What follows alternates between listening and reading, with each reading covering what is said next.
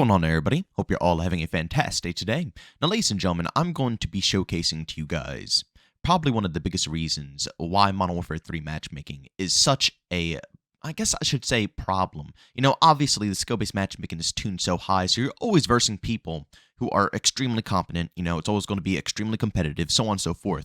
But the mind of a lot of these competitive players when it comes to pubs is why your game-to-game basis just feels so tedious, boring, and just not as engaging as it should be. But of course, ladies and gentlemen, before we go ahead and dive deep, if you do enjoy what you hear today, don't forget to go ahead and subscribe and hit that bell. And last but not least, we do stream pretty much daily over on Kick, so if you guys want to check that out, I have a link to that, as well as all my other socials down in the description of this video. Alright, so I was scrolling on Twitter, and I saw a post come up on my feed here. And I honestly didn't want to believe it at first. I thought it might be a troll. It might honestly be a troll. I don't know. But again, troll or not, this is indeed how the mass majority of the community out there nowadays thinks about your, game-to-game match in a Call of Duty. But B-Solo said over on Twitter, and this is to a response on Reddit of someone talking about how they want more people to, obviously play OBJ. And B-Solo responded saying, "Can't believe people actually care about this. Who genuinely cares about playing the objective in COD? Getting kills equals winning in Call of Duty. And to be honest, if you're killing the enemy, you're preventing them from playing the objective. They can't cap the flags if they keep getting killed." And before we just completely summarize everything, it was another post down in the comments, which I don't really agree with, because I don't really think it's, too much of a skill issue. But they said, nah, this is a bad take. Just say you're bad at the game. Again, definitely not bad at the game, but his response is just it's wild. He says, the classic, "you're just bad" line. It takes zero skill. Let me say that again. It takes zero skill to play the objective. And again, this is indeed, troll or not, this is indeed how a huge portion of the community thinks while playing Call of Duty nowadays. And it really does make matches, as horrifying as they usually are. But to rewind real quick about saying getting kills equals winning in Call of Duty. And, obviously, if you're getting kills, you're preventing enemies from playing OBJ, so on and so forth. This is true sometimes. But in very competitive lobbies, this just simply isn't the case. You might be able to streak up a little bit, but I've had matches where me and, a couple of other people are dropping AC-130s, chopper gunners, advanced UAVs, so on and so forth, intentionally not playing the objective. We're just obviously, streaking up, wanting to pub stomp, go for a bunch of bodies, not caring about anything. And we've lost multiple times. It sucks. And, it always brings up the iconic thing in the chat and saying, you always see it. "Oh my God, you got a bunch of gunships and you still lost. Oh my God, you got, advances and you still lost." It causes beef every single time it happens. But it's true. If you don't play the OBJ, it doesn't matter how many bodies you get. It doesn't matter how many times you kill the opponents. There is still plenty of room for you to lose the game. And I've been on the opposite side of this as well, where obviously now I play 24/7 OBJ. I'm extremely heavy on it. I'm getting, kind of whooped, kind of not. I'm getting streaks, but nothing crazy like AC-130s or chopper gunners and stuff of that sort.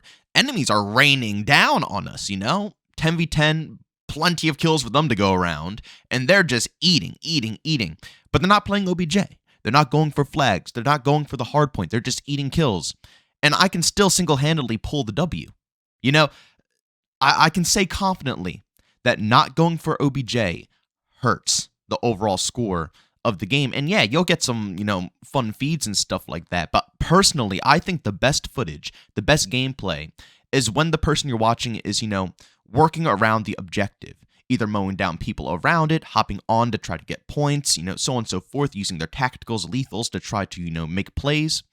And personally, I think the best players are the ones who can juggle playing OBJ with going ahead and fragging out. Because, again, when you're on OBJ, you are at the hottest spots. A lot of the players that, B-Solo are, basically saying it is like, getting kills, not having to play OBJ, working around, so on and so forth.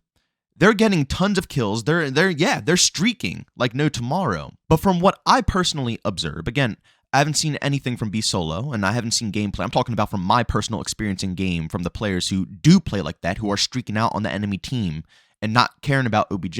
They're always playing away from OBJ. They're always playing in smart locations. And again, yeah, that can get you a lot of frags, playing in very good spots that you can kill people going up towards the OBJ. But again, you're also in very safe locations as well, where you're not risking it that much to go ahead and, be by the objective in the hot zone.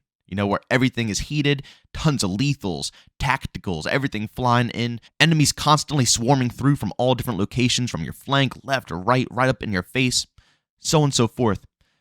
I think the best gameplay is when you can watch a player work through those moments. It's fun watching someone frag out from afar, but seeing an individual be able to frag out and play OBJ at the same exact time, I personally think is the most entertaining, because there's so many variables involved. There's so many different things being thrown at you.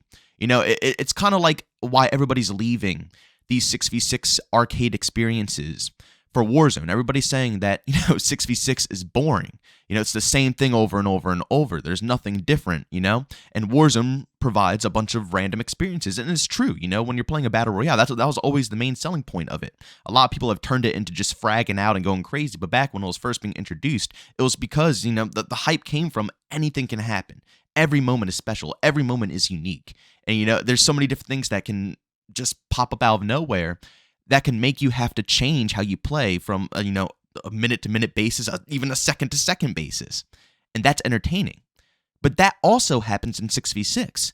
It's just nobody, one, doesn't want to play OBJ game modes. Everybody sticks with TDM and Kill Confirm. And Kill Confirm is definitely better than TDM. But let's be honest, in those game modes, yes, you are just playing for frags. That's it. There's not really much other thought process besides, getting kills and do not die. Those are the strict guidelines, But, that's one, a lot of people avoid those game modes and play TDM. And two, when they do play OBJ game modes, they avoid the actual objective, what they're supposed to be doing in that mode itself, which is where all those variables happen. If you're off in the distance stacking up kills and going for streaks, that's phenomenal. But again, like I said, that takes away from a huge chunk of what makes those OBJ game modes fun and entertaining. There's so many different things going on if you want to hop on the B flag. Again, you're going to get grenades flying at you 24/7, stuns flying at you all the time, and watching someone streak up in that situation while people are constantly swarming in and trying to pick them off. Again, players also from afar trying to streak up like that, who are also going to be trying to pick you off of the B flag. Watching someone maneuver that situation is very entertaining. And again, I don't think... he said, I still can't believe he said that it takes 0 skill to play the objective. I'll flash it up again for you. It takes 0 skill to play the objective because, like I said, that type of gameplay, I think, once again, takes the most skill. But to go ahead and summarize, this right here is one of the biggest reasons why your matches, or why a lot of these matches, don't feel consistent anymore. It's because players play exactly like this. If everybody did want to go ahead and engage with the OBJs and have fun with the OBJs, your match-to-match gameplay wouldn't be so shabby. But a lot of hardpoint matches and domination matches are filled with people who don't want to go to the objective. They simply want to stay away and do their own thing and frag out. And again, you can't hate on it. It's a play style that people enjoy playing the game for. They paid money for the game, so they're going to play it how they want to. But I'm going to tell you that that is one of the causes on why these games and matches play so tedious, because you'll have games where you will win. You'll go like 200 to 10 or 20 on the enemy team, but they'll be fragging out, and it's a tedious, boring game, right? It's just tons of enemy streaks coming in and tons of things happening. You're dying a bunch, but you win so easily. And matches like those are so boring because you caught a dub, but at what cost? You could have stayed back. You could have played like the other players and went for bodies. But then the match would have went to time limit. Nobody would have won the game probably. If someone won, it would have been by like a few handful of points because nobody's hopping on the OBJ. And again, I don't feel like those are the most engaging matches. If more people gravitated towards the objectives and played the objective, when you get streaks, when things go on, it feels more rewarding. It feels entertaining. Even when you're on the enemy team, it just feels more genuine. But of course, this is all opinion based. I would love to know what you guys think down in the comment section. How do you feel about OBJ when it comes to Call of Duty games? Do you guys think it's a pointless thing to go for, or do you think that it's useful? Again, I understand both sides. I know people love going for kills, and that's mostly it. But again, you got TDM, and even in Kill Confirmed, you can pull that off. I don't really understand the whole point of not wanting to play OBJ and Domination in Hardpoint because, again, I feel like that's where all the fun is. That's where all the action is. That's where all the intense engagements are. And, you know, a lot of people say it gets slow, boring, and dull, but I always think it's the people who say that are the ones who don't go towards the action.